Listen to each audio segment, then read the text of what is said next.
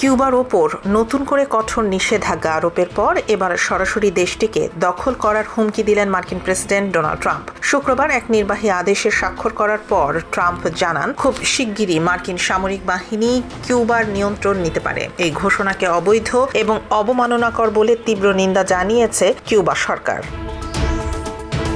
President Donald ট্রাম্পের নতুন এই নিষেধাজ্ঞা মূলত কিউবার জ্বালানি, প্রতিরক্ষা এবং আর্থিক খাতকে লক্ষ্য করে দেওয়া হয়েছে। তবে সবচাইতে চাঞ্চল্যকর তথ্যটি আসে ফ্লোরিডায় ট্রাম্পের এক বক্তব্য থেকে। তিনি দাবি করেন, ইরান থেকে ফেরার পথে বিশ্বের অন্যতম বৃহত্তম বিমান বাহিনী রণতরী USS আব্রাহাম লিঙ্কন কিউবার উপকূলে পাঠানো হতে পারে। ট্রাম্পের ভাষায় রণতরীটি উপকূলের কাছে দাঁড়ালেই তারা বলবে, ধন্যবাদ, আমরা আত্মসমর্পণ করছি।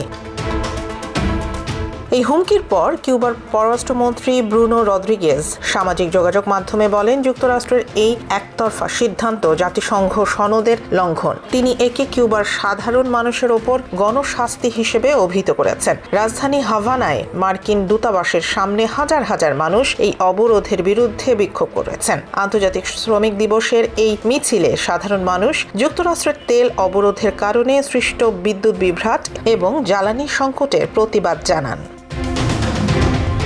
কিউবার প্রেসিডেন্ট মিগুয়েল দিয়াজ কানেল জানিয়েছেন, আমেরিকার এই দাম্ভিক আচরণ কিউবার চিকিৎসা, পরিবহন এবং শিক্ষা ব্যবস্থাকে ধ্বংস করছে। বর্তমানে মার্কিন তেলের অবরোধের কারণে কিউবায় ব্যাপক ব্ল্যাকআউট বা বিদ্যুৎ বিপর্যয় চলছে। রাশিয়ার মাত্র একটি তেলের ট্যাঙ্কার গত কয়েক মাসে কিউবায় পৌঁছাতে সক্ষম হয়েছে। 1959 সালের বিপ্লবের পর থেকে চলা দুই দেশের বৈরী সম্পর্ক এখন এক নতুন এবং ভয়ঙ্কর মোড় নিয়েছে।